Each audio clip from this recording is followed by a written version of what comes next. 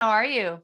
Hi, Mary Dana. I'm well. Thank you so much. Good to see you. Thanks for having a conversation with me today. Um, Yes. I know we're dealing with different time zones, but it's still bright and light for both of us, so that's good. I think at least.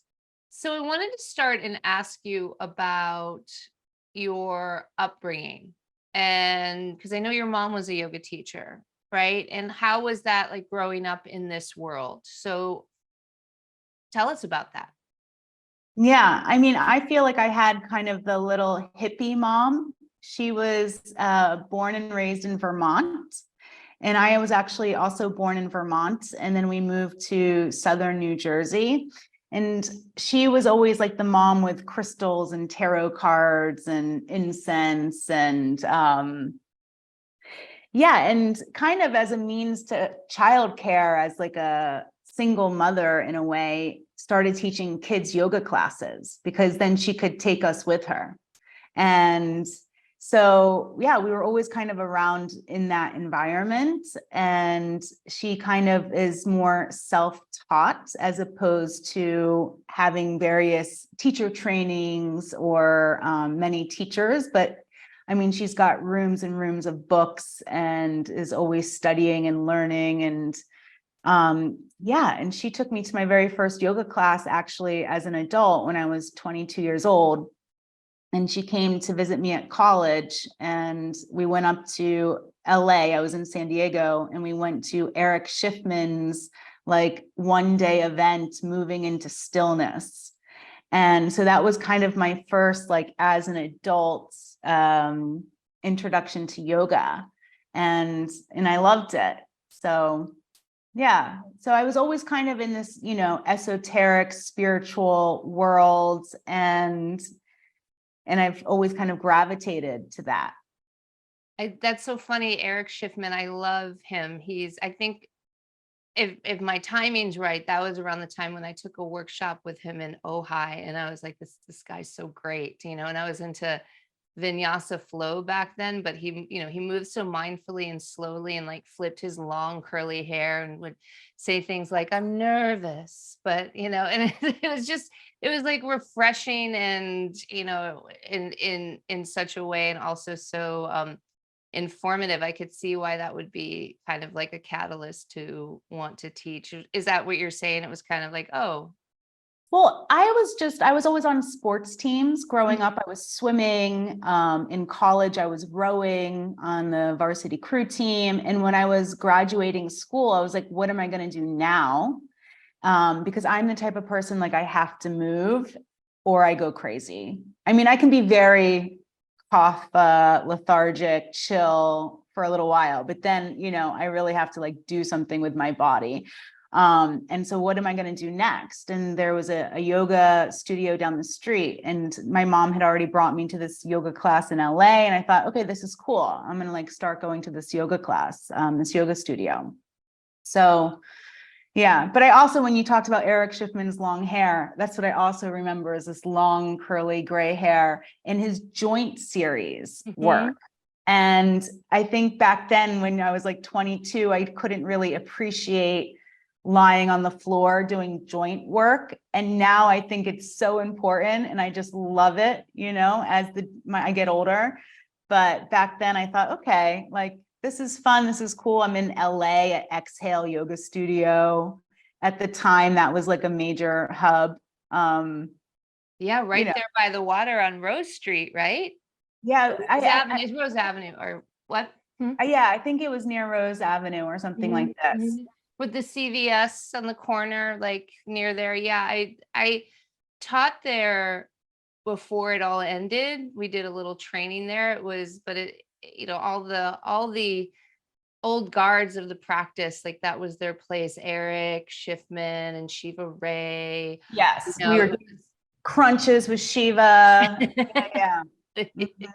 And it's they're both still teaching, and it's kind of interesting to think that Eric was like in this phase of doing this joint work, which I think you and I gravitate towards as we're getting older. And then at that time it was more like not the movement that I was drawn to with him, but more like his methods and his personality and the way he conveyed information. And Mhm. it's interesting to see how the movement catches up in time, and how practice like changes over time, being something completely different when we're younger, and then something it evolves, I think, as we evolve and start to peel away the layers. Um, maybe even, and you can agree with me or not here, we can talk about this, but like maybe even the more it becomes less external as we Mhm. get older, and in a way we want to kind of find pathways to move a little bit more deeper inward to our embodied experience, rather than it being about like the physical workout and and all the bells and whistles of a vinyasa flow, which I love. A vinyasa flow, a mindful vinyasa flow, I think Yeah. my interpretation of vinyasa flow might be a little different than like a 25-year-old's, but Yeah. you Or know when you were 25 and you first started teaching till, or whenever it was that how old you were, right. but. Yeah, Mhm. it was around that age.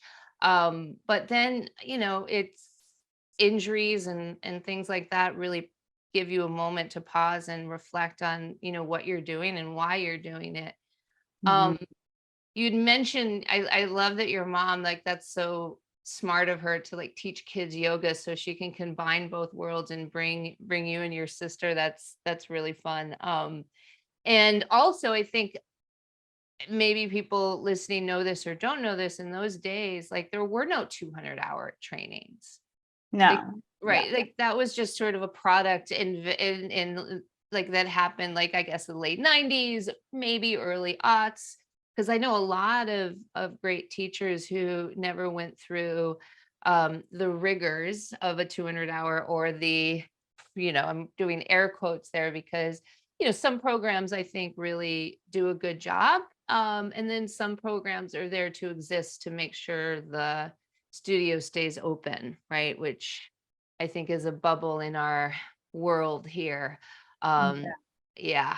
Which I actually admire that you don't do Yoga Alliance.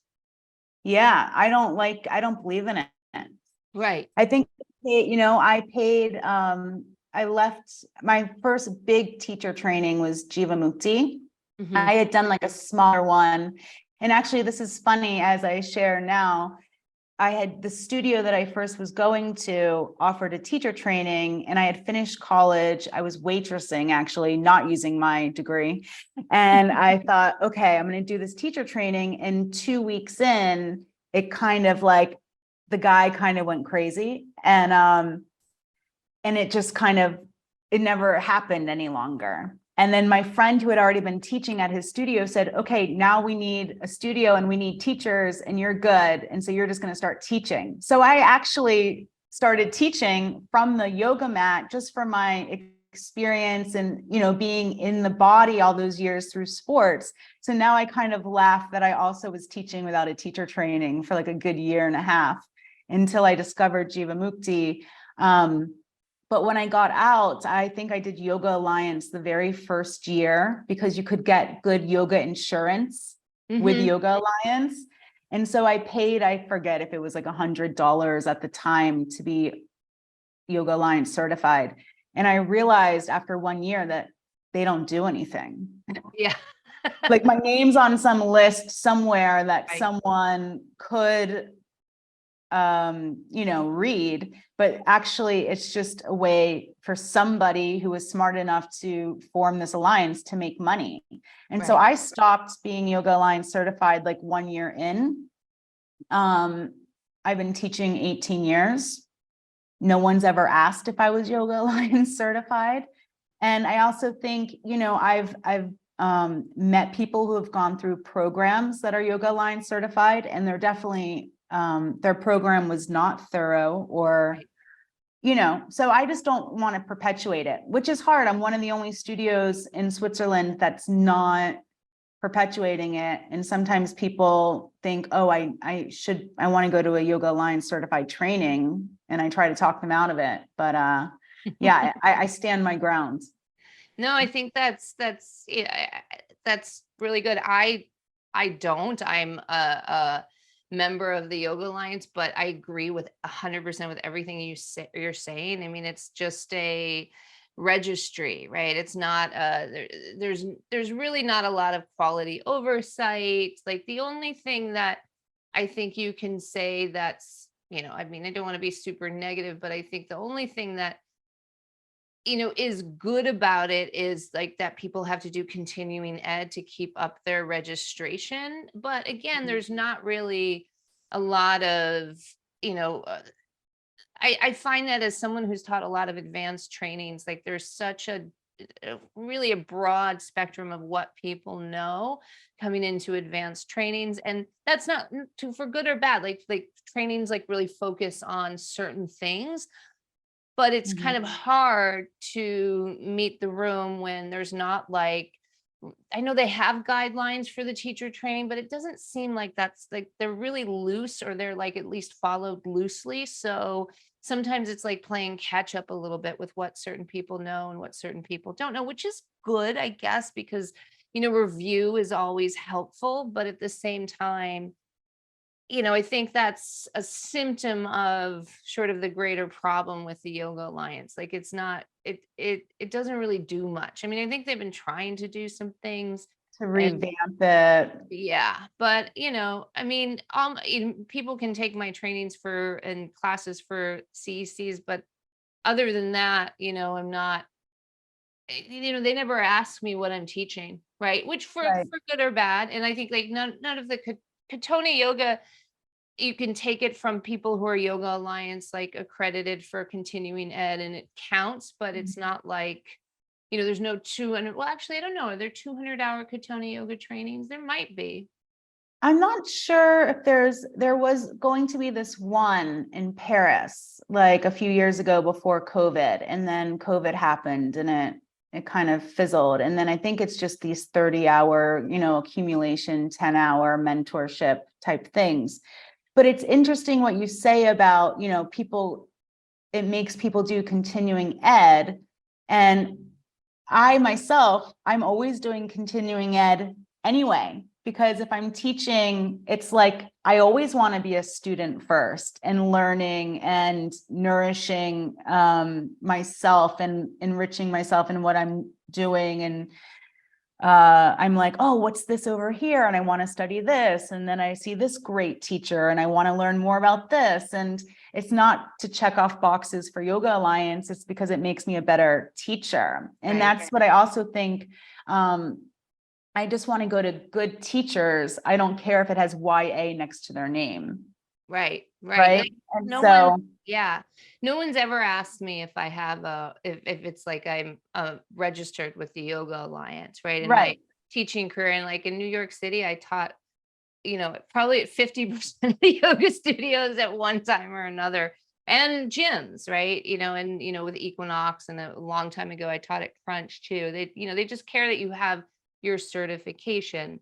I was in the back of my head, like Sky Ting in their 200-hour, they bring some Katonah yoga principles into it. And I know like anytime a Katonah yoga teacher is involved in a 200-hour, they start to bring in those principles myself. I've actually done that when I teach anatomy in 200-hour because I think like moving from joint space is so important and actually learning the body from that point of view instead of like, okay, this muscle's doing this muscle's doing that, when really that's the external layer of the practice. And I think if we start to teach from the bones, the muscles, the spine, and see how, joint actions, even muscles exist in polarities, and there's a lot of opportunity for overlap with that and the material.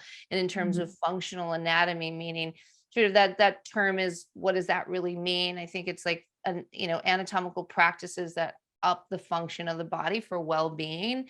And a lot of the theory behind some of those practices is that to, take care of your joints, move them in all the ways that they were designed to move and to really stay for the longevity of the body. And that is so, I think, m- can be well explored in the framework of Katonah yoga. And I know that we, agree with that a little bit. I agree on that stuff a little bit, or maybe a lot of it.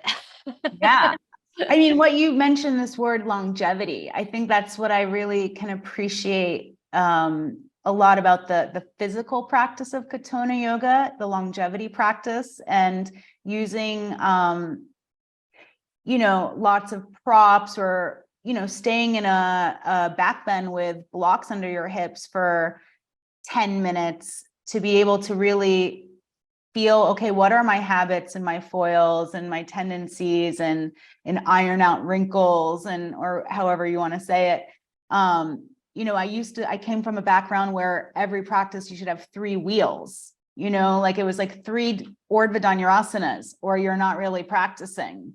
And this idea of, you can hold something together for 5 breaths, but can you hold something together for 5 minutes, And if I do 3 wheels for 5 breaths each, I think, yeah, I'm great. But if I hold a back bend for 5 minutes with the help of props, all of a sudden I see, oh, my hips kind of start to dip this way, or, oh, my left leg is a little weaker than my right leg 5 minutes in, or, it reveals a lot.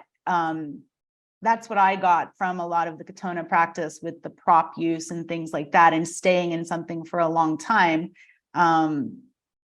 Yes, this idea of longevity. It's not just like building muscle and being very young and this quick vinyasa, but being able to like really just stay and see yourself.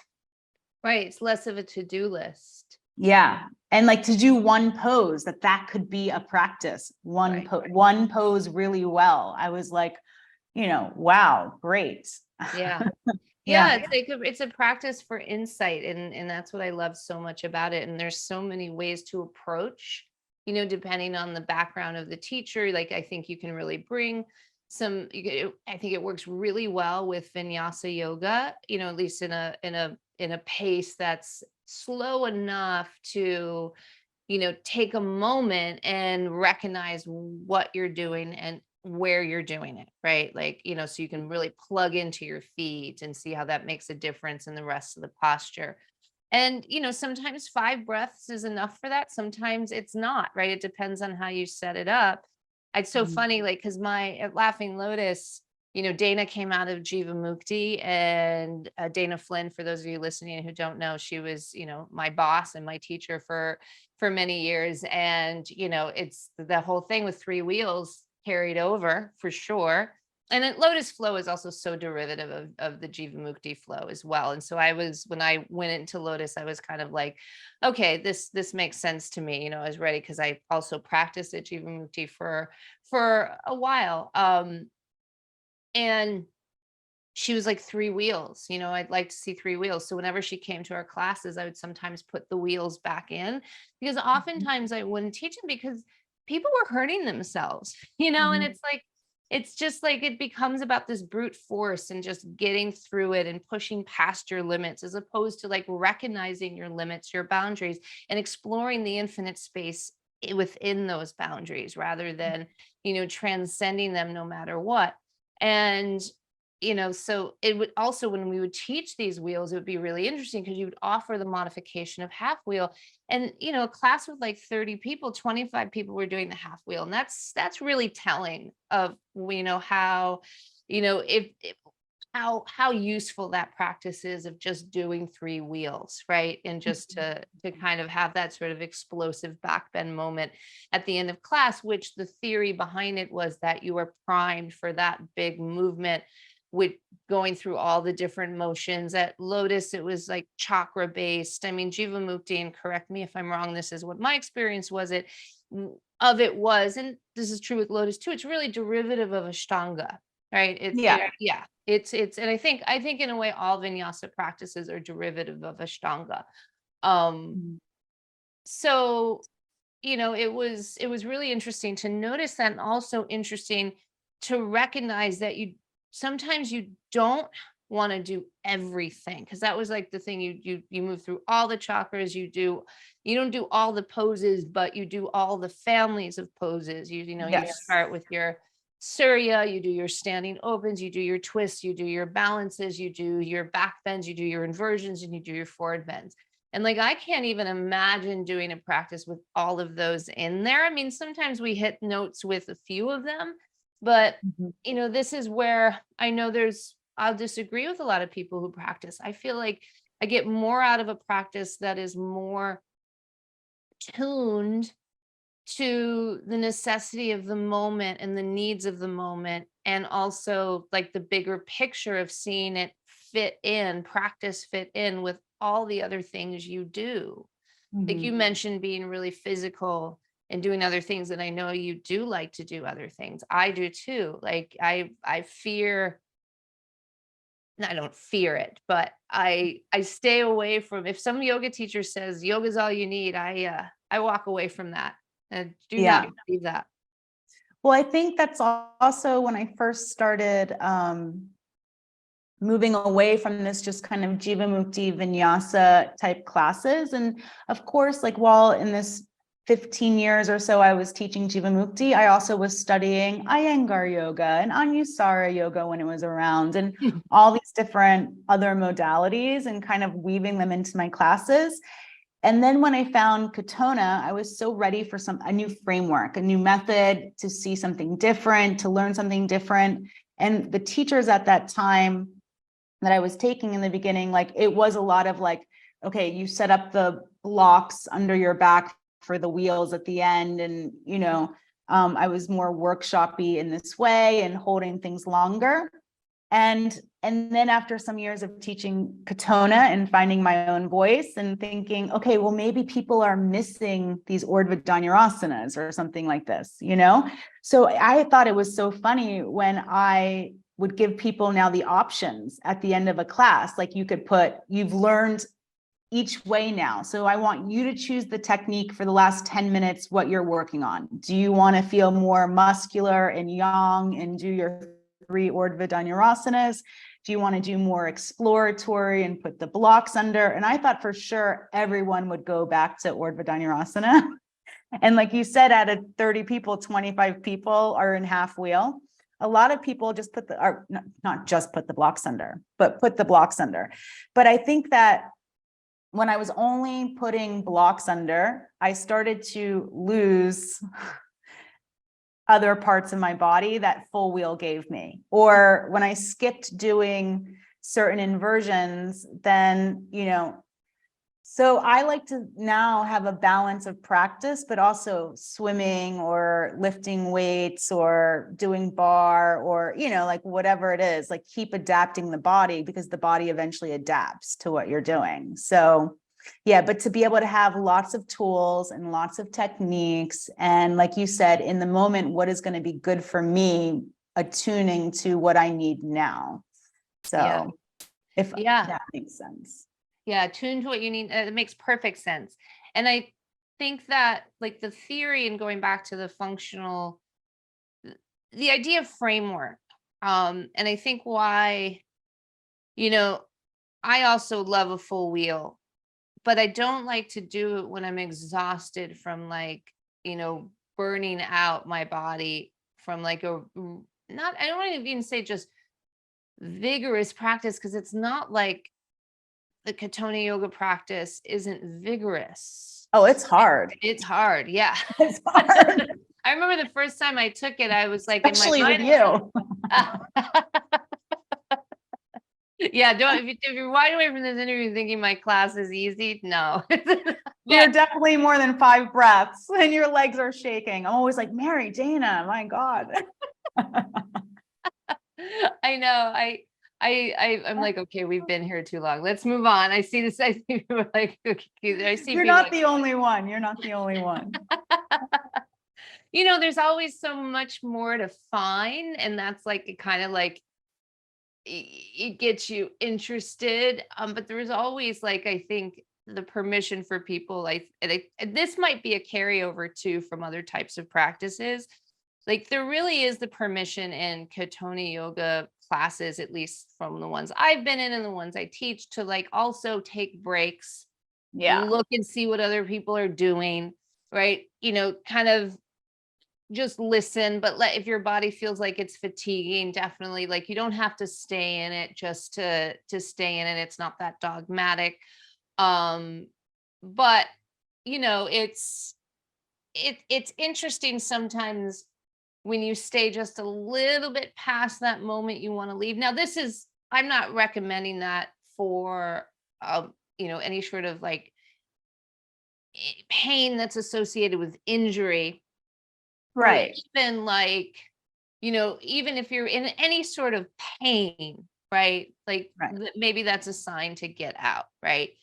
Mhm. Um, but maybe there's another opportunity and it's more nuanced and it definitely requires the practitioner to make the decision for themselves, right? This is the agency of the practitioner to decide when to stay past that moment where the mind wants to leave, but the Like the body can, tapas, yeah, yeah, right? yeah, Tapas and like discernment, like yes, having discernment, discernment exactly. and pushing the edge a little bit without the other side of the coin of like giving away your agency or suffering because you think you have to, or Right. proving, or ego in the practice. I mean, let's pretend we're really mature, evolved practitioners and we're going to just stay a little longer because we know we're going to get an insight from it or Right. gain. Yeah. Right, right. Yeah. It's that, and then like that I think is a really beautiful place to explore practice in, like that the moment between, those subtle moments of staying a little longer for the insight, but knowing when to leave when it's no longer insightful. Mm-hmm. And that can be a very gray area in life and on the mat. I think it translates off the mat. So like why sometimes we stay in things way too long just because we think we have to. There's other things that are involved with it. And then sometimes we leave things too early before the insight. And it's like figuring that out is so powerful, Mm-hmm. a powerful benefit of a practice that is steered in that direction. And what I mean by that direction is steered towards insight rather than, I think this is a big, Katonah yoga is material, it's not a style. Right. Mm-hmm. So it goes with anything you want to teach. You can put it in an Ashtanga practice. You can put it in Vinyasa practice. You can put it in the Bikram series, or what they're calling 26 and 2, because Bikram's canceled. But those are it's this Although it's, I saw he was in Canada recently. oh God. Ugh. Yeah. But anyway, Any, that's that's another a, topic. that's another conversation, right? Yeah.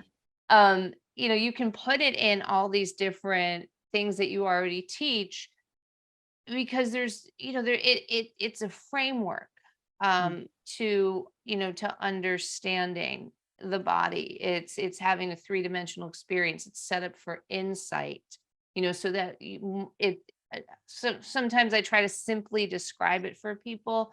It's knowing that what's in front of you is not the only thing that's there. And that's like derivative of your frame of reference, your angles, what you see, what someone else sees is their angle. Both are valid. And Mhm. that's something to remember as teachers too, especially when we want to incorporate the material in the practice. Like we're meeting people with a lot of investment in other practices, and to just come at it with like, this is the way, this is the right way to do things, can really turn people off, because, who are you to say that? What I think sometimes people, and I know actually this happens, people go there in their minds. I mean, people invested time, energy, and other ways of seeing things, and those viewpoints are valid. And I Mhm. think like all our work as teachers and working with this material is to actually make space and listen to those viewpoints, listen, Mhm. and then offer, a way of seeing both where the viewpoints overlap, and then both where they differentiate. When I was talking about somebody who's incorporating the material in yin, Mhm. and we had this conversation in a yin practice, and seeing where, like, a real value in using some of the maps and cross referencing in the long holds, Mhm. but not, some of the theory around connective tissue might be different. Not that, and I think I can learn from that viewpoint instead of just resist it because it feels different, you know? Yeah. Well, I think it's like a a few things that you're saying, like even I'm using now that I started lifting weights again, and I sit there and I realize, oh, am I turning as I'm bench pressing my chest slightly to the left, or am I finding neutral or the heart towards 2? Or I mean, you can bring it into everything, or just sitting on the computer, am I creating space in the collarbones, or am I like collapsing my lungs? So this kind of material you can bring in to your entire life, and I think that we kind of talked about when I was early 20s doing yoga, it was going from gross to more subtle, right? And if we also think about the 8 limbs of yoga, it's like gross to subtle. And then this material, it's also gets more and more subtle, because it just also becomes like taking it off that. Do I leave or do I stay? Right? It's not just, so these things are also more and more subtle and nuanced, and looking at our patterns and our behaviors and patterns in relationships and patterns how we carry out our life. It just gets more and more subtle and more deep. And I think it's really fun to explore. And this idea that we can all learn from each other, and even in Katonah, to not get caught up in this is the only way, because they say it's not. They remind us all the time, it's what you see and what you don't see. It's working with polarities 1 and 9 or 3 and 7. So it's reminding us all the time that it's both. And yet I still can get caught up in what's the right way. There's one way, I want to be right, and so I'm always catching myself. It's both. Right. So, and to keep reminding myself. So it's using props and not using props. It's holding long and not holding long. It's moving vinyasa and being still. It's another whole other idea that we haven't even come to know yet. It's like, and I think this is really the fun part for me is, and also as like I don't know if there's any other Aries out there, but to stay humble, like I'm not always right, or my way is not always the right way. And so it's good for me personally to remember everyone's perspective is valid. Everyone's experience is equally true for them. Right. Like, sometimes you have to take a step away and like say for them, For them. yeah. And the Yoga Sutras talk to that, right? Mhm. Like the scene, I mean, not to bring it back. I mean, we can bring it back to classical yoga, that the scene is for the seer, or what you see is based on your experiences, And so, I think, more material to remind yourself and remember and anchor yourself. I think like the right or wrong part, and this comes up a lot, like, it not just in Katonah, but all types of yoga. When we were doing teacher training at Laughing Lotus, I was talking about this with a student from that world that is now a student in this world. And, in teacher trainings, like we had rules for sequencing, but then, every teacher would break the rules, including the people who said, no, this is the way, right? And so people would be very confused. And I think like when you take away right and wrong, it's very difficult for people to feel anchored. Now, that's probably a deeper conversation there, but I think that when we internalize that, we're kind of like, we are maybe think we have to we think we have to offer the right answers as teachers. And so we want to know the right way. And even as students, we want to, I get that. Am I doing this right?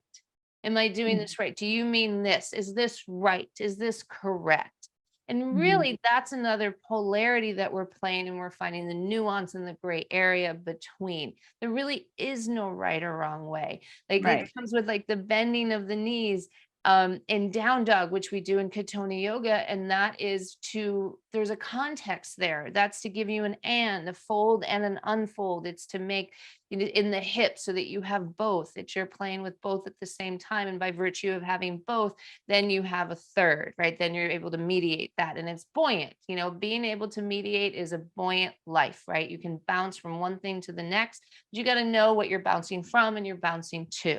Right. And other techniques are valid as well in downward facing dog. But I find it so confusing because not so confusing, but I find people are confused because they're only looking for the bend in the knee and not what it means. And then it's like, oh, aren't we supposed to bend the knees in all the poses and all the time? And no, it's all contextual. All practices and postures are really just constructs, and of the moment. And we're meeting ourselves in these different constructs, and constructs are contextual. And, so if anybody's listening to this and going, what's right, what's wrong, what am I supposed to do? Always ask when you're teaching something, when you're cueing something, when you're practicing something, the answer, what you're looking for, rather than this is right, this is wrong. Why am I doing this?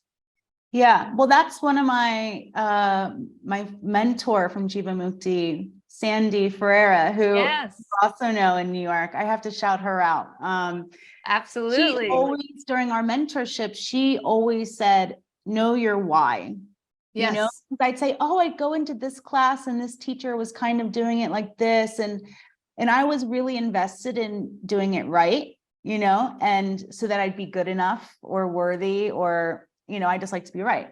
So I'd be like, why is the teacher doing it like this when we're supposed to do it like this? And then this other teacher, why are they doing it like this? And she was just always reminding me to know your why. And that's one of the things I kind of try to pass on to my teacher trainees at the studio, be that know why you're doing it, and know that even that might change. Yeah.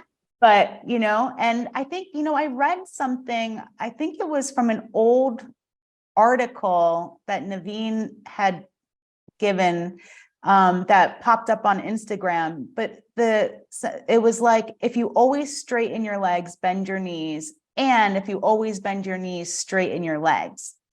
Yep. And I think somehow that part has gotten a little bit like forgotten about, that it's not always bend the knees, but they were coming, meeting the world of yoga who always had straight legs and wanted to give people their lower back, and, and so bent the knees. But to remind ourselves, now we have options, Right. again, I think it's really just about giving us bigger perspectives. Right. And lots of different options and tools and techniques. And, I love a down dog with my feet wide to the outer sides of the mat and my legs straight, and just feel the whole outer leg line and calf muscle get a good stretch. And I mean, that's one of my favorite dogs, Yeah. So there's a million ways. Absolutely. Like there's a million ways to do things that to up our game. And I think this is really, what I've learned from Naveen and what you just described. To up your game in life, you have to have a lot of different tools, not just using one tool the same way all the time, right? And if you're empowered with a toolbox to meet a bunch of different situations. And I think that physically we can really taste that in an asana practice. And and let it become more explorative, and use this lens to be good explorers. That's such a stay curious, right? I think that's such a tenet to a good life, is that we stay curious. And going back to what you were saying before, it's like, continuing ed's great if it's filling a requirement, but really, it's something as a teacher, if you want to keep your teaching fresh, you should do, because you're interested in learning and finding new perspectives and incorporating new perspectives, like folding them in, like you're folding in spinach in a stir fry, like, letting the new really brighten up the old, right? Slowly. And, then finding ways to cross reference all these different schools of thought.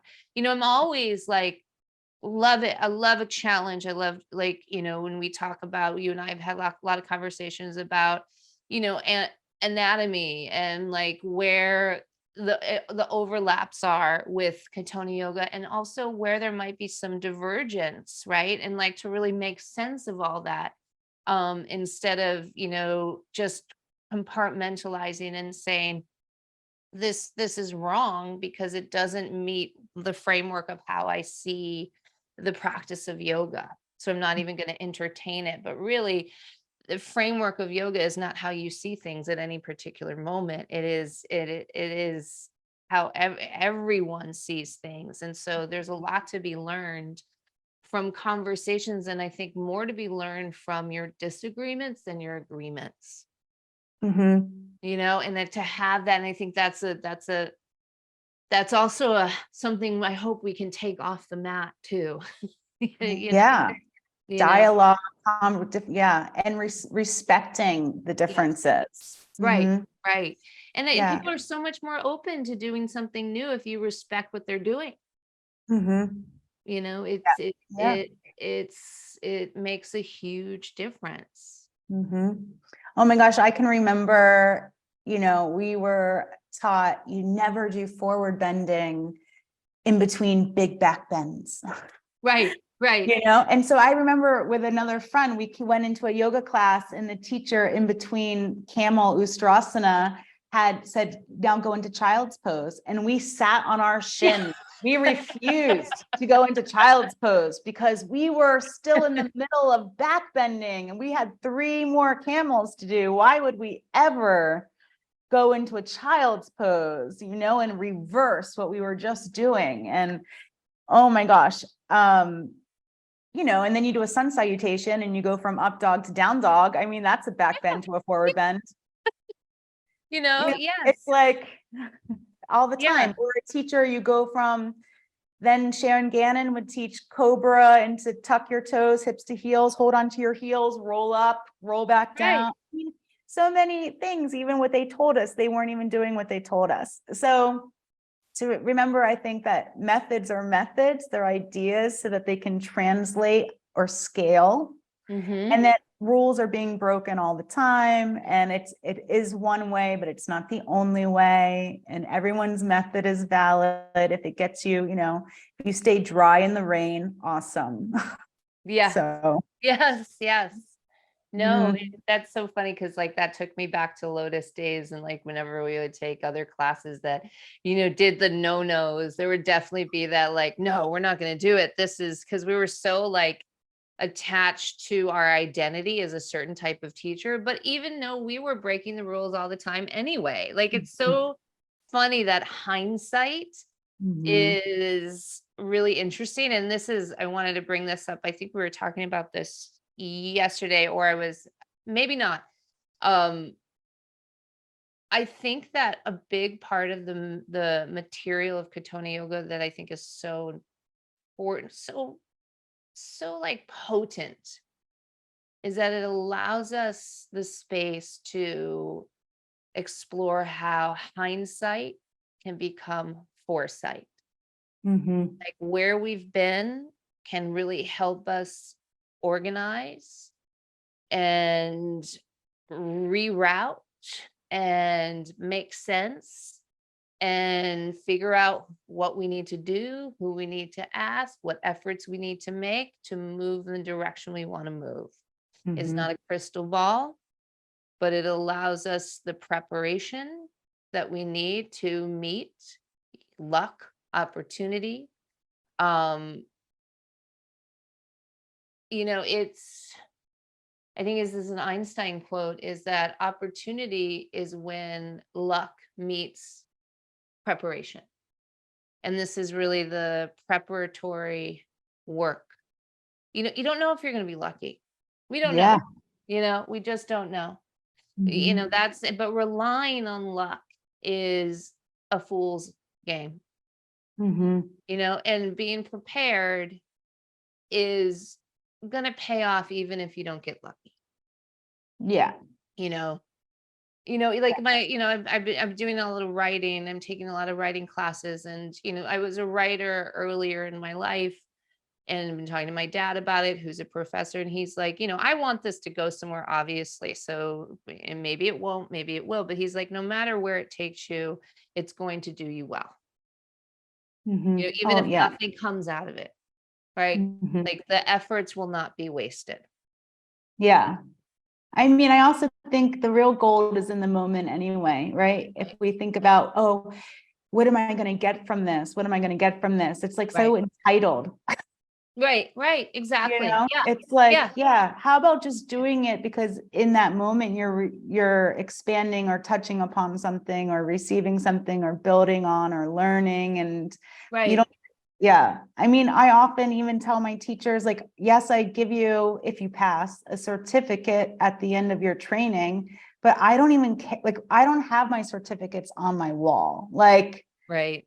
I'm not one of these teachers that have like 10 teacher training certificates all in frames on my wall. And I did it. It's like, no, I do it just for me. And it's not, yeah. Yeah. And if Yeah. nothing ever comes, or why do people learn another language when they never leave their country? It's like, Right.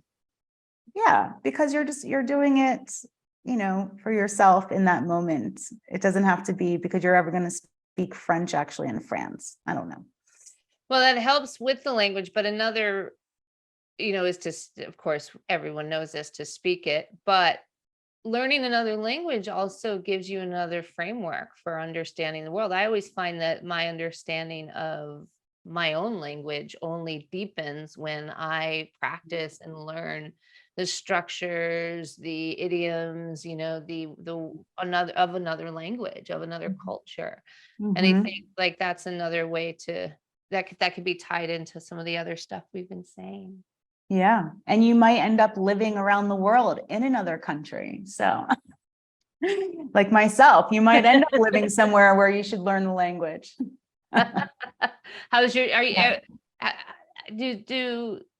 do you speak Swiss German or I speak Kristen Swiss German. yeah. I say I have my own dialect. It's my own Perfect. regional. Yeah. So I'm learning, I'm learning. Well, And that's also interesting. when I get there in a couple of weeks, I'm gonna have to learn some Kristen dialect. Yes, I'd be so happy to share with you what I know after 12 years. Well, Yeah. Kristen, thank you so much for this conversation about, all our crossing paths. Yeah. I really appreciate your time.